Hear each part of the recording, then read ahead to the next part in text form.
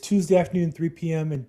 in Los Angeles, California. I'm Bill Gross, the LAProbateExpert.com, and welcome to RealEstateInvestingZoom.com. Do it every Tuesday, 3 o'clock p.m.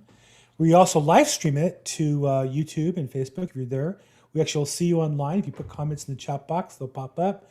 If you're online today here on the Zoom call, though, we have a chance to interact with you a little more easily. So welcome. Let's see. I see a bunch of regulars. Sean, welcome, and Anders.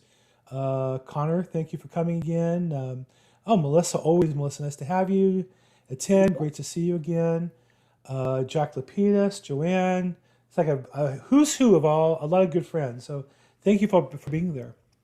So first off, I want to ask a question to kind of get things started.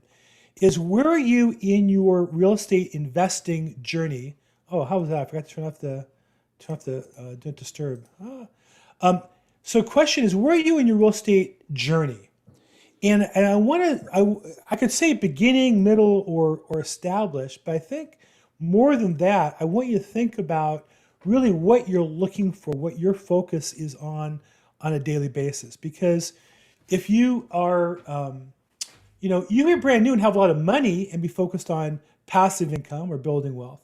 So I would say there's really three stages for any investor. Stage one is really trying to create income, right? You need to make enough money to pay the bills and put some money aside to grow your business.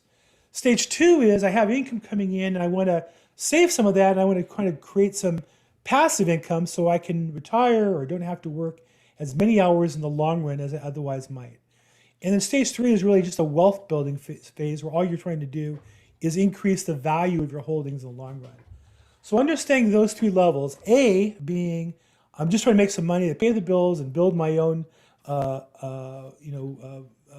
personal income, maybe buy a house, provide for my family. Second, start creating some passive income.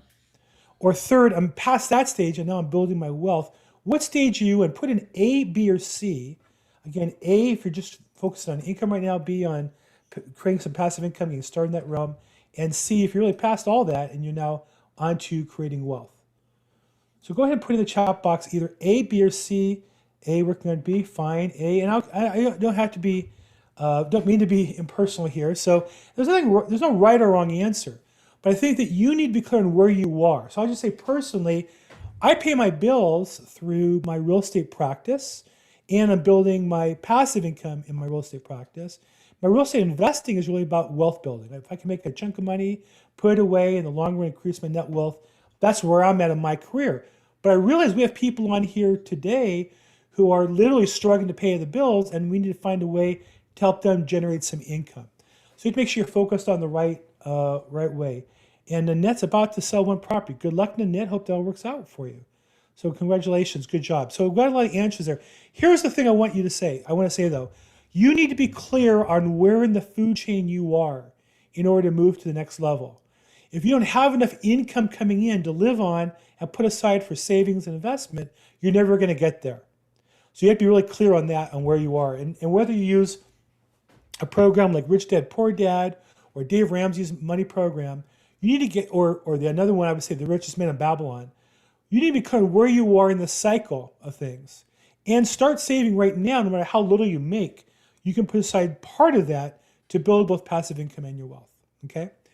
So now that we understand where we are, is your current activity appropriate for the level you're at? Meaning, I talk to people all the time who are just starting out in real estate, and they'll say, well, I'm looking for multifamily passive income.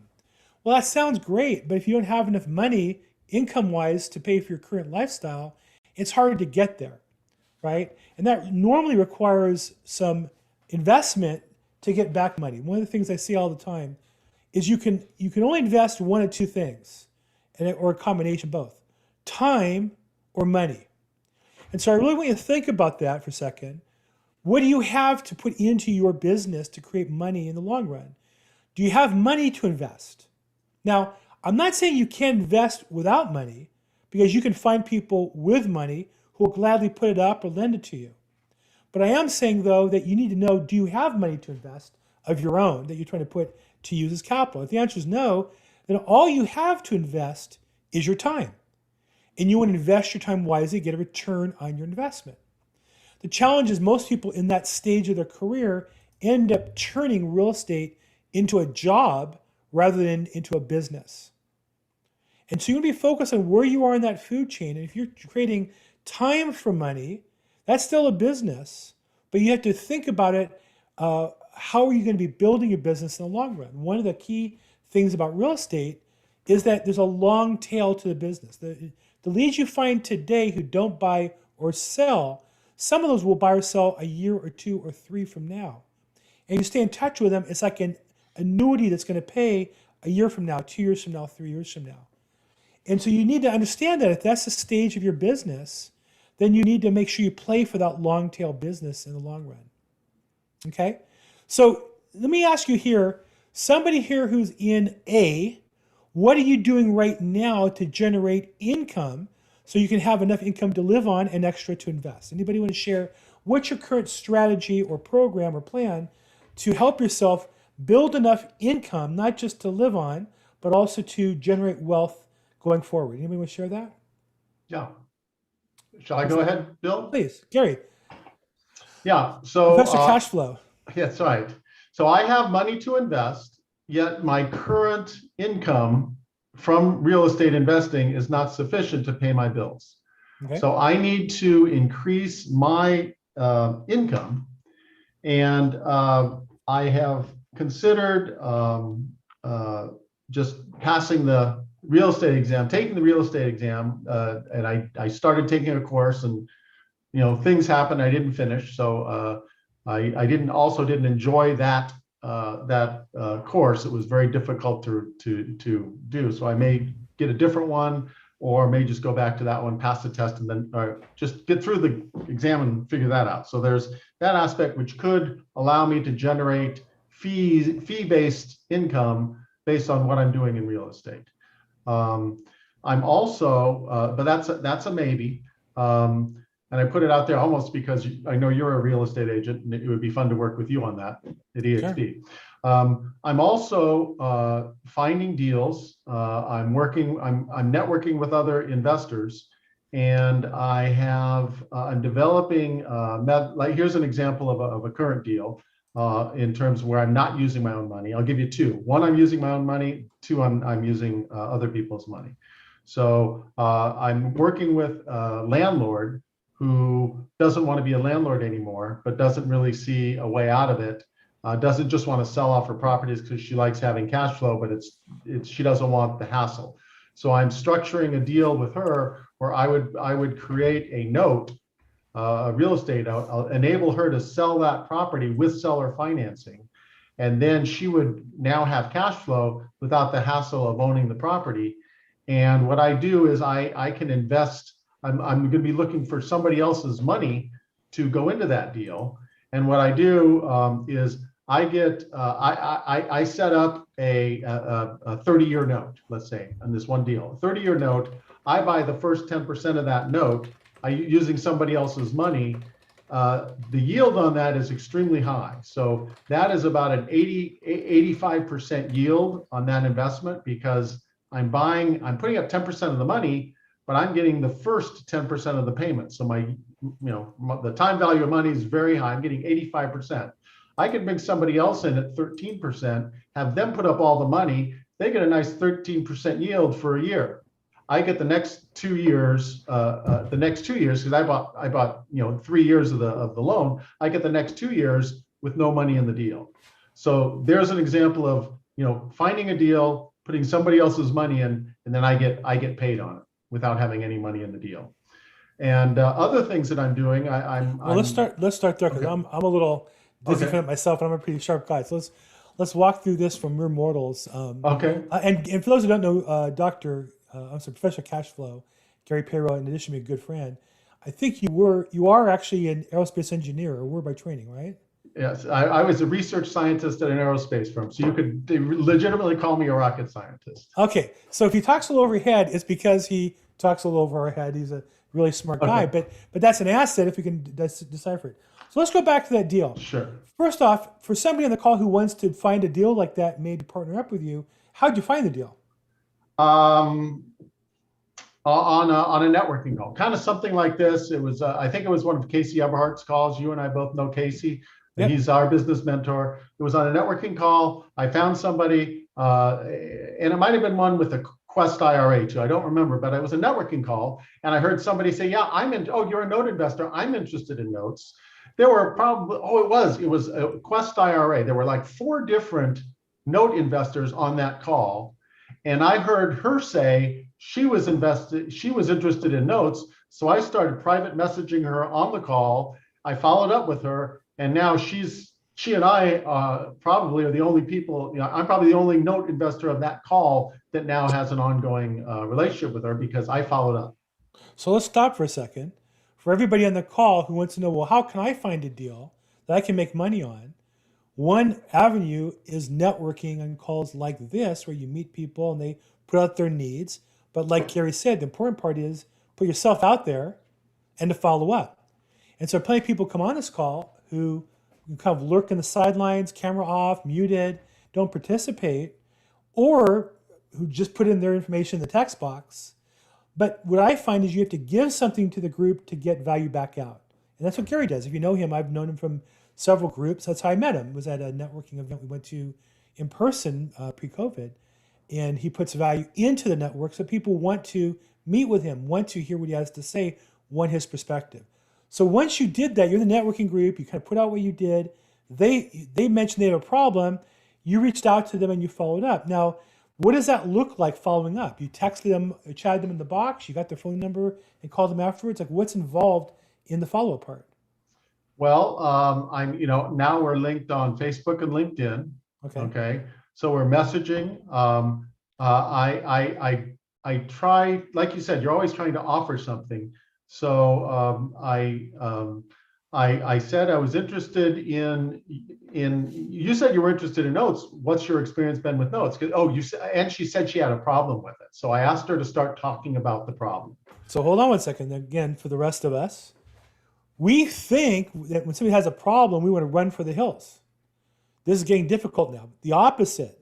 When somebody has a problem, Gary's ears perked up because he is in the business of solving people's problems using the notes process as a way to solve their problem. So it's really important that you're looking to contact people, number one. Number two, you're looking for people who have a problem that you can help them with. So you talk to her kind of offline, she talked about the problem a little bit. So if somebody had, what was the problem that she thought she had that you were able to help her with? Well, it turned out that she had made an investment on some REI properties, real estate owned properties, properties that had been taken back by the bank. And she went to a networking group that I actually knew these guys too. And I had considered investing with them. This is probably about 5 years ago. And they're real slick talkers. And I decided not to because I heard some negative reports from people where they didn't do what they said they were going to do. So I got her talking about it, and she had bought 3 properties. One of them was a total dog. It was a total loss. She gave it back to the county or whatever. And then the other 2, she tried to sell them with seller financing. So that's where my expertise comes in. I'm a note investor, and I know how to create cash flow by creating debt and creating a mortgage that people will pay on. And to the group, I'll say that's what you need to do. You need to figure out, what do you have to offer? And if you're new in this business and all you have is time and a little bit of knowledge, you take that little bit of knowledge, you find out somebody who has a problem where you have enough knowledge to speak intelligently about it. And most people in this business who have more money than time will work with somebody who's intelligent and can talk to them about their problem and act like a problem solver. So that's what I did. I acted like a problem solver. And for me, I had special knowledge that she lacked. And I first of all, commiserated with her. Since I knew the guys, it was a very good bonding experience. So building rapport was the next thing. I had to build rapport with this woman and get her to know, like, and trust me. So the fact that I knew the guys she invested with, and that I knew what she had done, and that I actually commended her because she had actually taken from those 2 properties, she had eventually, through all the problems that she had with seller financing, this and that, she finally got all her money back. And so I told her, first of all, you did so much better than most people, because most people would have thrown in the towel, walked away, and lost all their money. So, if somebody came across somebody else with a problem like that, could they give you a call, and do you work with people who are kind of in the middle of that process, or does it have to be you working with the principal separately? Are you saying like somebody on this call who had found somebody else with a problem and they said, how can I do this? Yeah. I'm always willing to help people. I'll work with people unless they end up wasting my time, or if I'm not a good fit for their problem, I'll give them to somebody else who is. If I'm a good fit for their problem, I might point them in the right direction and give them some free advice and say, let me know, if anything comes of this, or if this is a great opportunity and I see how we can both make money, I'll go all in. Now, if this gets a little personal, just raise your hand and say stop, Bill. But I knew you before you're doing notes, and Right. I know that you kind of researched several different um, niches or Yes. several different programs. I don't know what word you would use. I would say niches or systems. And now you found one that seems to me, at least as a friend, that seems to really fit you really well. So talk Yes. about that process. How did you look around and find this? And what was it about notes that just resonated with you that you felt you could make money at this and help people with it? So like I said, I was an engineer. I liked numbers. I didn't know anything about the note business when I retired in 2015. But I was going to, Steve Love's real estate meeting, and some people came in and talked about it, and it sounded interesting. And I actually purchased a membership to a fairly expensive, the most expensive training I've ever bought was the first one that I bought. And I was doing it with a guy who was an ex-CFO for an aerospace company. So he was a numbers guy. We're both kind of numbers guys, but he's more, even though I'm the engineer, I was more outgoing. And so we thought it would be a good matchup. He ended up having a stroke and couldn't Mm. continue. And about this time, one of the high flyers in our local group, who's now in Houston, asked me to come on board and be his acquisition manager, doing wholesaling. And I did that for a while, and it just wasn't a good fit. I should have stayed with the notes. But I tried wholesaling. I have nothing against wholesalers. As a matter of fact, I like to help wholesalers by adding seller financing, adding terms offers, adding creative ways to do financing to their business to help them close more deals and help them make more money on the deals that they do close.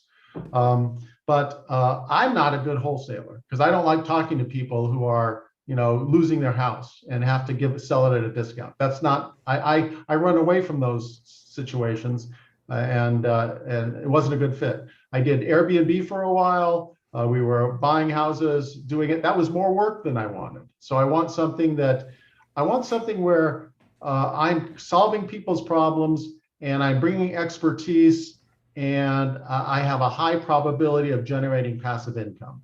So for me, those were three things. I like working with people already in the business. I'm helping investors make more money and close more deals. And I don't have to go out and create a whole huge marketing program to do this. I can just share my knowledge with people, and people come to me and want me to help them. Now, I want to say first off, Gary's a good friend. He's a client, colleague. I'm not getting paid a penny for this.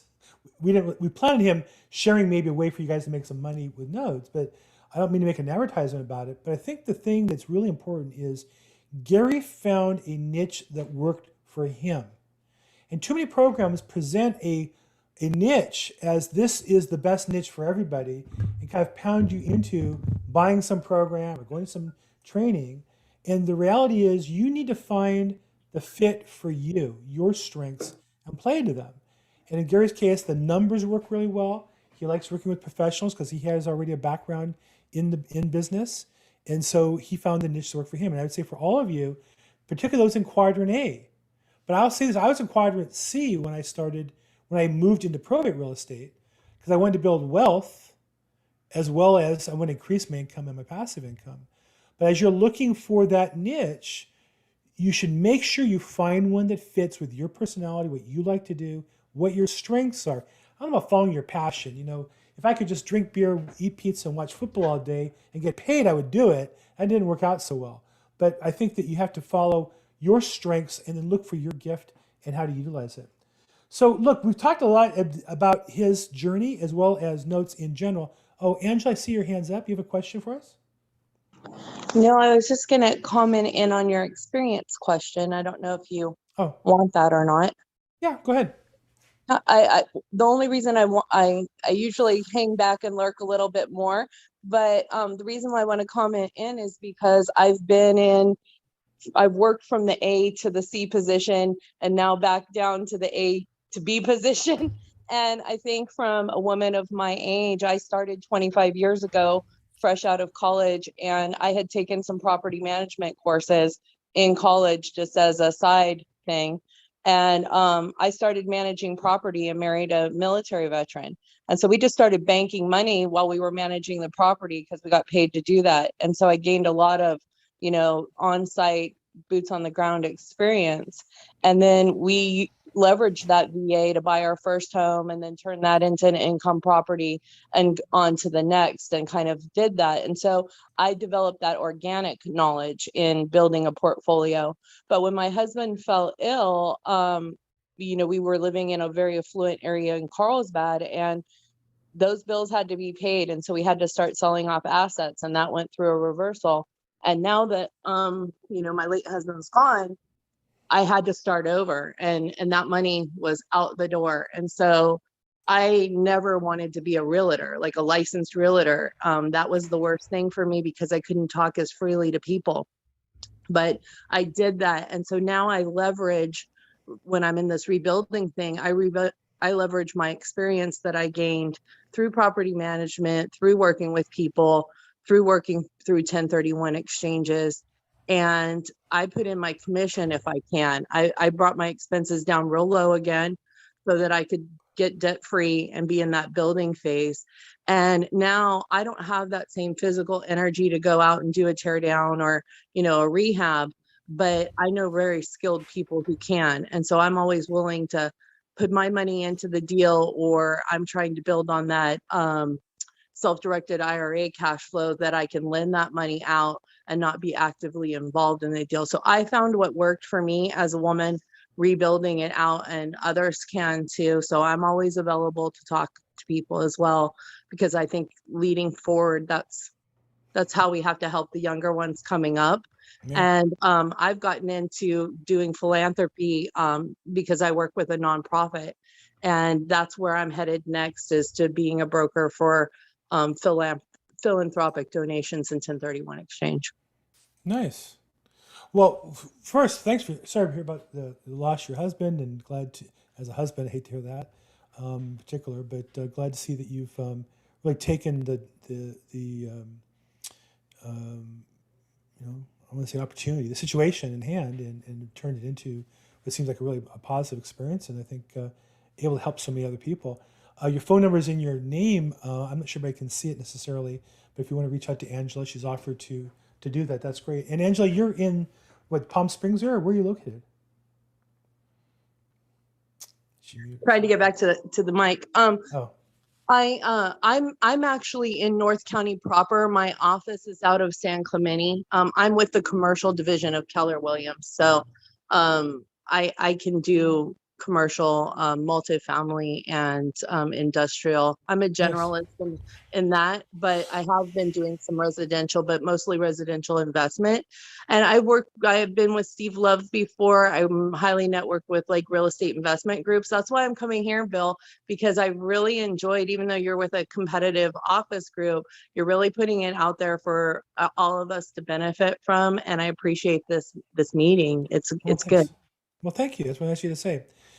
Yeah, look, at the end of the day, we all compete with each other anyhow, even in an office or within the company. The truth is, and I think it's really important that we look at it as a business, not as a job.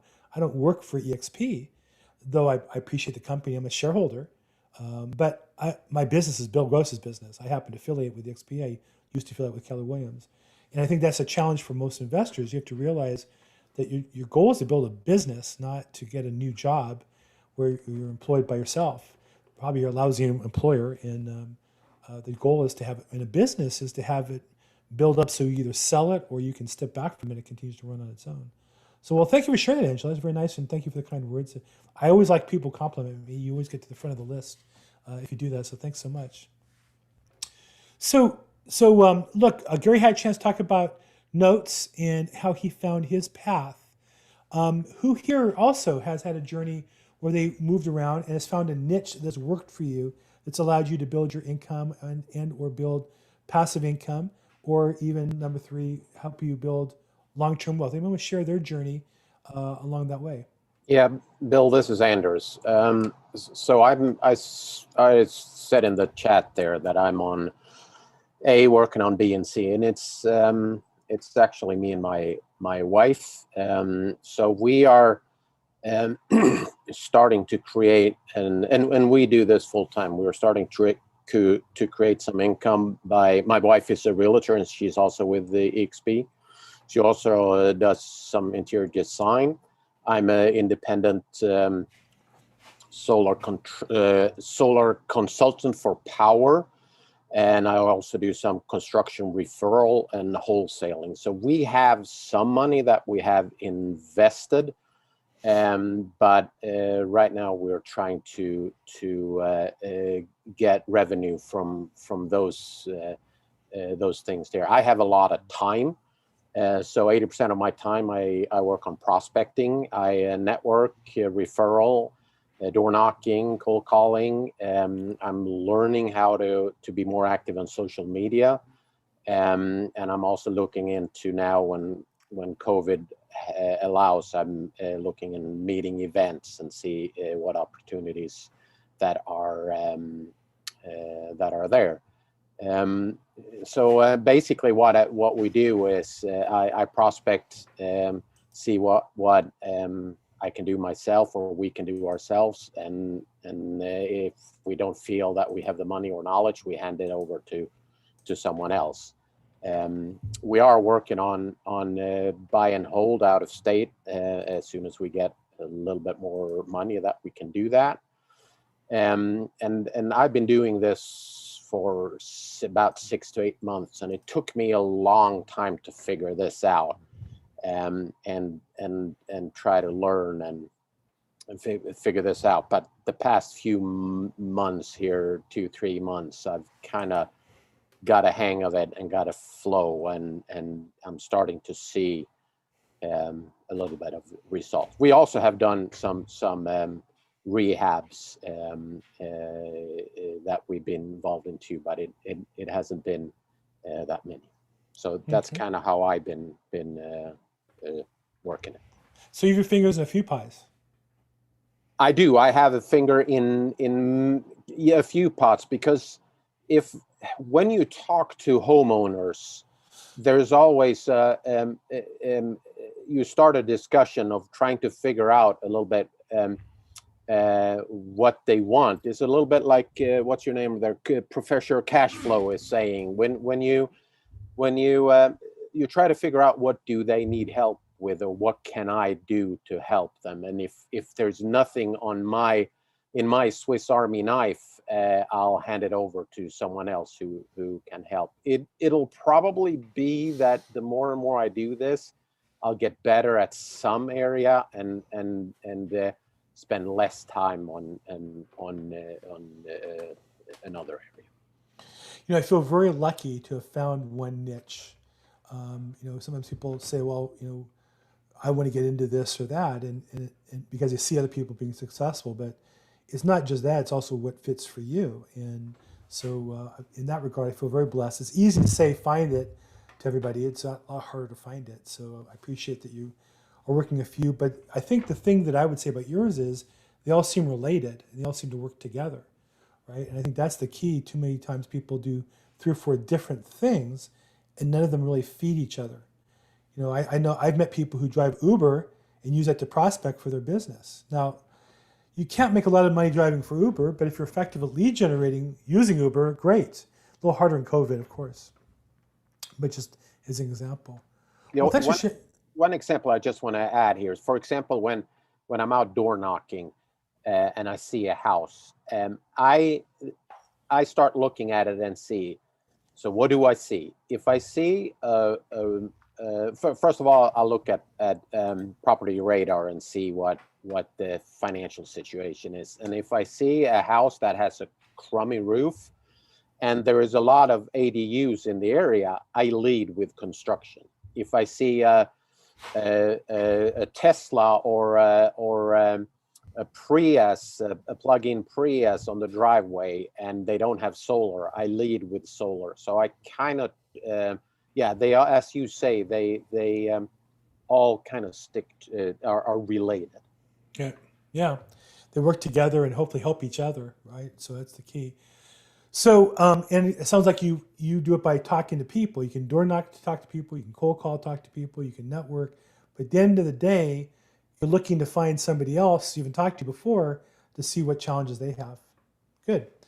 Anybody else here along the way find a particular niche that's working for them, that's helped them pay for the income and also create some passive income and maybe even build some wealth along the way you might want to share with other people?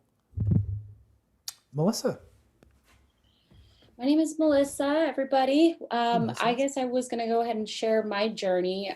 When I started in real estate, I think I was 18 years old, working in the lofts in downtown LA, doing the showings, walking up 20 million flights of stairs because the elevator wasn't ready yet. Wow. And then probably dumped myself into a bunch of other careers after that. I think the one that was the most notable was being a practice manager in a heavy flow patient, like half derm, half cosmetic, and just working with people and trying to help them get towards their goal. And I think figuring out what their mindset is if they wanted to do something cosmetic, what was the budget? What was the need? And I actually found my niche in working in property management because it's understanding the owners and investors. What are their expectations? What are their needs? Are they stressed and they don't want to receive a 2 a.m. phone call because they're worth, $500 an hour, and it makes no sense for them to throw an hour worth of time to get on the phone. Which plumber am I supposed to use? XYZ. So it was kind of like a way to be able to navigate my way through to work with heavy set investors, even the single family home or accidental landlords, and just kind of giving them the type of service that they were looking for. And that's what medical is service. And it really groomed me just to kind of be candid and natural and just help them achieve their financial goals. So I felt like now it's a great transition. I'm just flourishing. I think last time we met, I said I closed about 50 something doors, and I'm on my way to closing potentially another 80 doors at the end of the month. So Ooh. Yeah, I'm excited. Wow. So what's closing doors mean? Closing 50 doors mean sign contracts to manage In the property those? management world, yeah, it's because we manage single family homes and multifamily complexes, we consider each door and the rent collected is basically a contract. So that's a really good thing for me, is to close that many, because ideally we want to stay under the 17 units so we don't have to define what the role of the on-site manager is versus what we do. So that's a lot of business from different people, and I love it. I'm tired, but I love it. Wow. And how do you generate the business? Actually, it's interesting because it's going to events like this, and it could be anyone. It could be when I'm at the chamber, if I'm on a BNI group, if I'm on another networking group. And now it's really been a blessing that people are starting to become comfortable with meeting in person. RIAs are great. There's a lot of stuff on Meetup too. That's, investors for investors, so it's anybody, and it's just having a presence in front of people.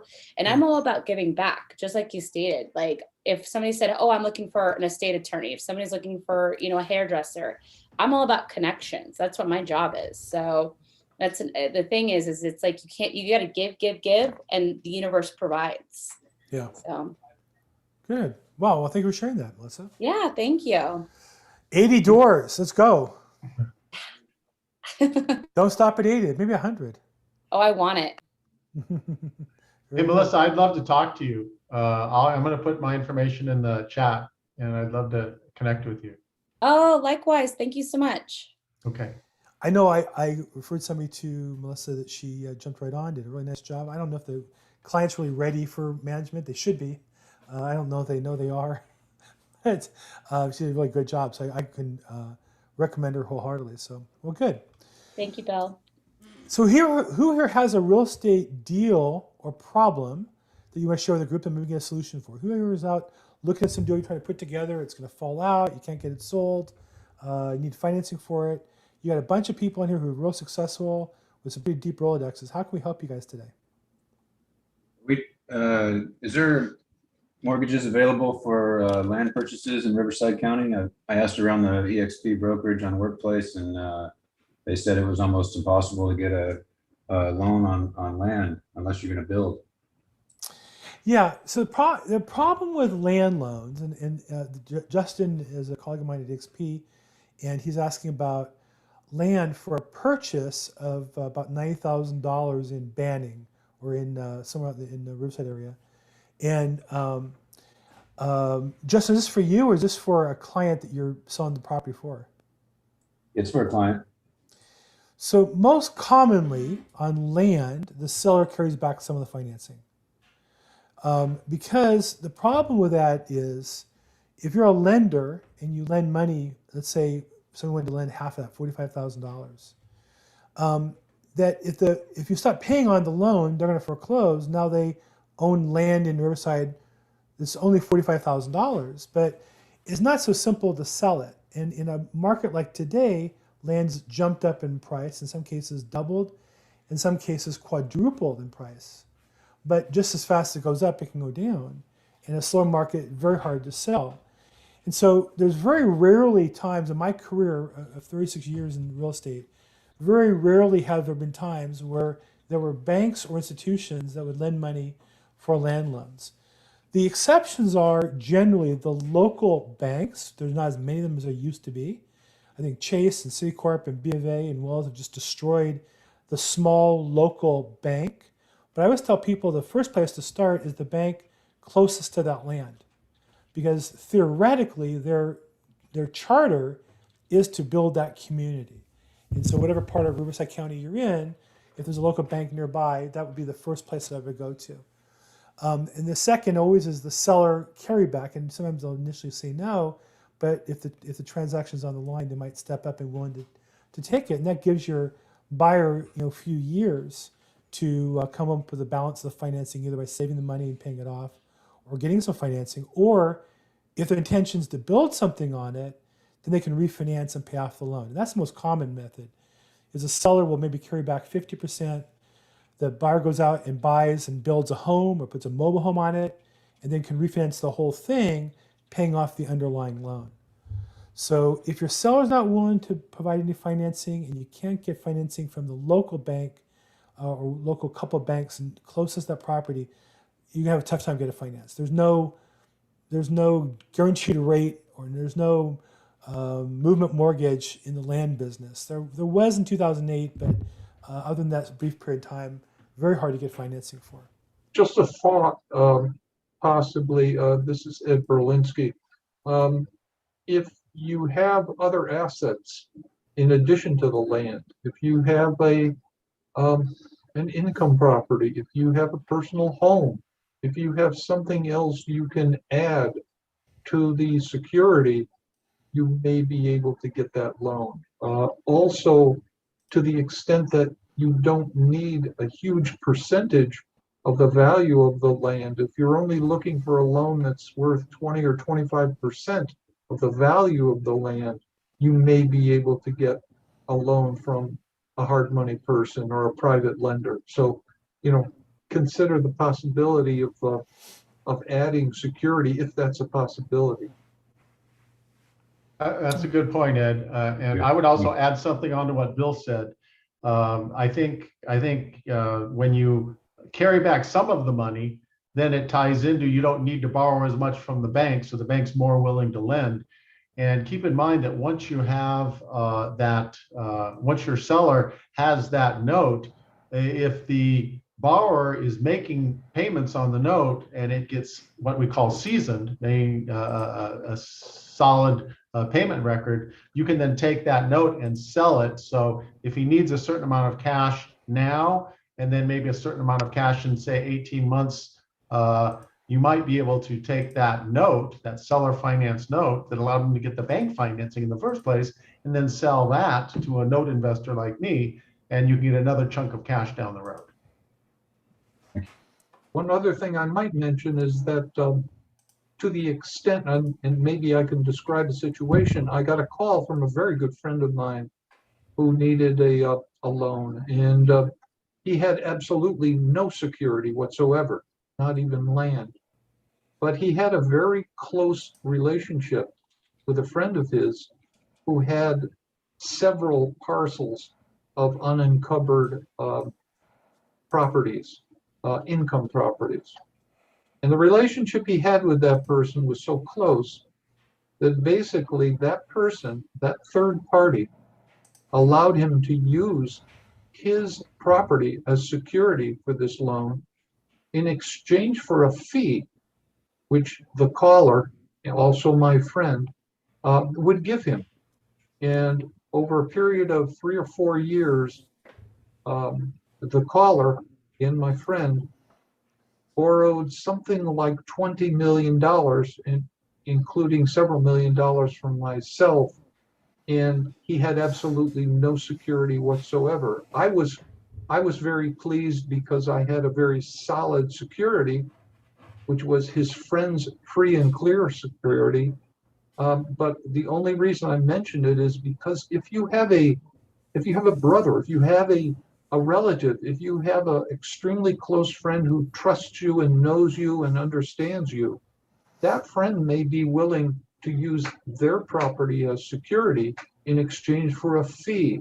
And therefore, you may be able to get the loan that way.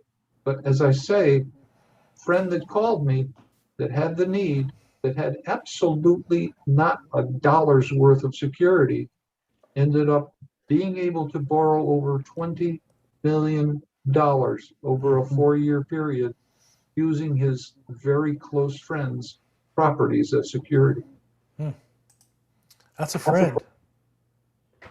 Good to know. Thank you. Well, there you go. So there's creative ways.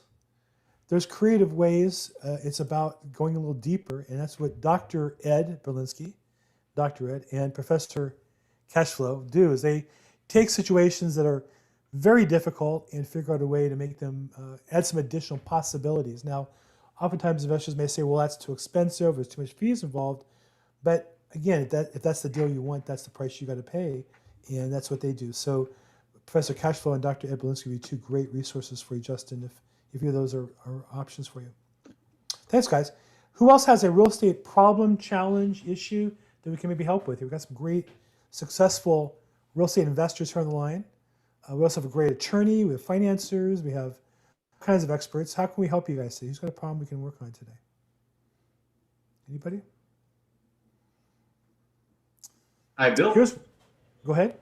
Bill, I finally extended that contract. I think I sent it to you on to your email. The 18-month contract, getting the seller time to be able to evict your tenants. But Yes. has there been any changes as far as that landscape and in terms of California or Los Angeles and giving us the ability to be able to get rid of them easier? Now, specifically, Abraham, you're talking about the property that's in Whittier, right? The city of Whittier? Correct.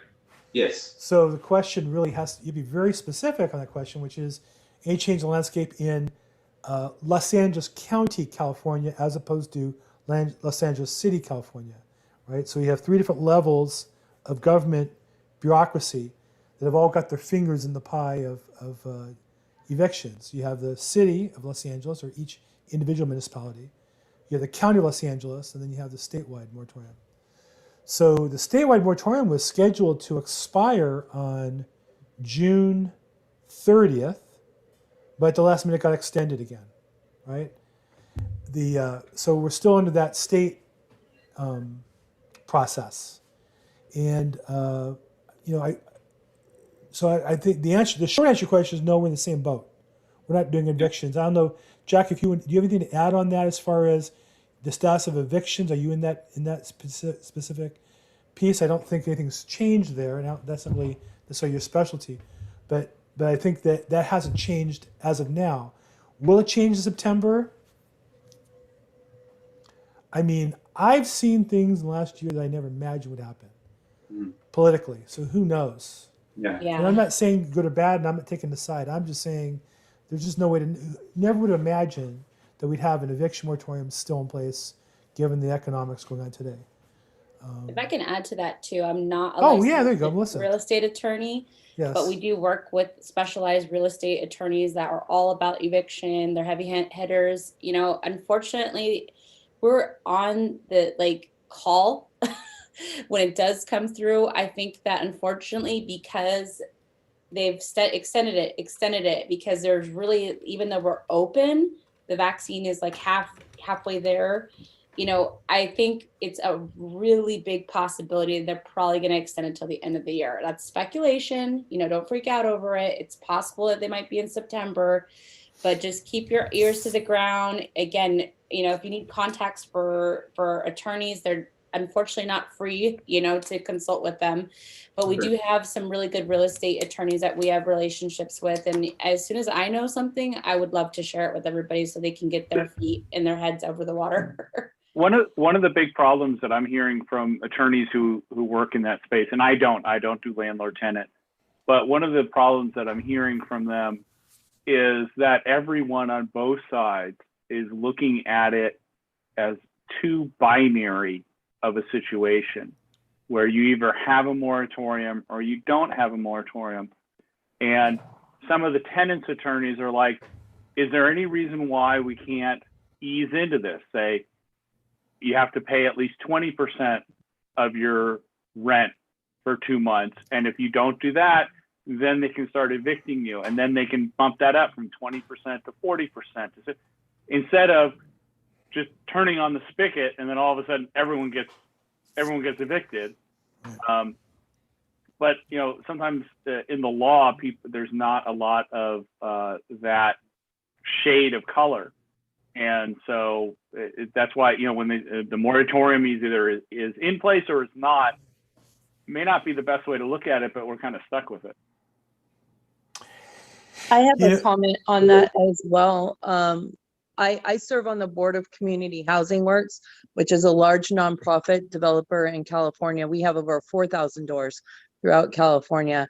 And so on the government side of that, I see that there's a lot of funds that are available for landlord relief, tenant relief, but it's the disbursement and the bureaucracy with that's a huge problem right now of why they keep kicking the can down a little ways. So when it's a single family rental owner, that becomes, you know, just so difficult. But getting in the queue and helping your tenant maybe before eviction, making sure that they're in line to get those rental credits and subsidies may be the quickest path to cash rather than just straight eviction and re-renting. So that's just a perspective and an opinion. You know, to that, Angela, I saw, I think it was a South LA RIA or South Bay LA RIA, I forget the name of the group, but there's a woman who runs it, does a phenomenal job. And she interviewed Anthony Walker. Anthony is the proprietor of Buckingham Investments, who I think is one of the smartest guys I've ever seen in real estate, particularly in the multifamily space in the South Bay. He just really knows that market in detail. It was fascinating to hear his perspective of how well he's doing with multifamily in Los Angeles County today. And one of the things he talked about at depth, to Angela's point, is they were are very proactive, both in screening tenants up front, and then when tenants have problems, jumping right in right away, offering counseling, talking about what's available as far as financial aid, getting involved with them intimately as quickly as they can. And he pointed out as a result that his vacancy or loss rate was no different than pre-COVID. And as a result, his buildings are doing really well, have gone up in value tremendously. So there is certainly something to be said. It's one thing to be pro or minus, pro or against, for or against eviction moratoriums.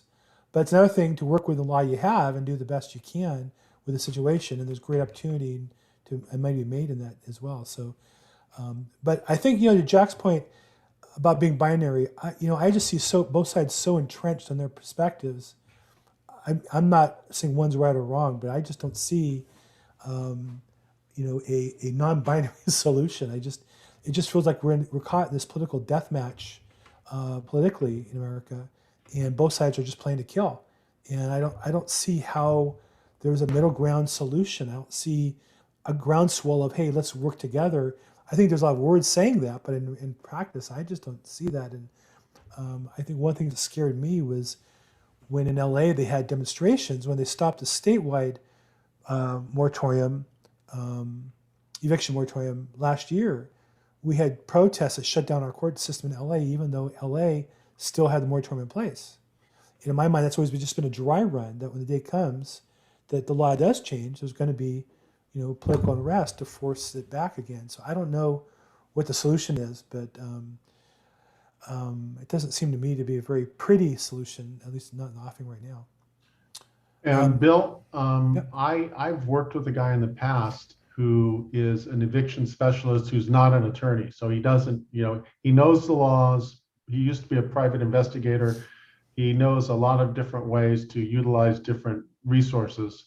So Abraham, if you wanted to reach out to me, you could. I actually just was thinking about the idea of having lots of evictions pending in LA. And so I reached out to him for my own interest of as an opportunity to working with, burned out landlords. That's kind of what I do. So I'm trying to provide services to burned out landlords. Yeah. And that's one way I'm hoping to be able to do it. So I haven't talked to him in a while, but Abraham, if you want to reach out to me, when I find out, reconnect with this guy who was really good in the past, I'll pass him along to you as well.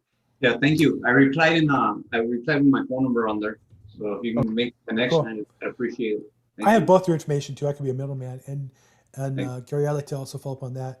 I remember that about 2 years ago, 3 years ago, I had a deal I was putting together, and we're doing cash for keys. We had different tenants agree to certain money to move out in exchange for cash, and we were offering, I think, twice what the city minimum was if they would do it right away.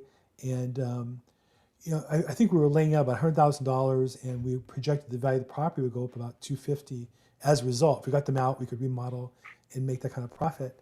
And one of the tenants backed out, and the whole deal fell apart. I remember thinking, there's going to be people who, there's enough money on the line, they're going to circumvent the law and get the tenants removed. And I feel like we're getting up against that. I haven't heard of it. I hope it doesn't happen. I'm not advocating it.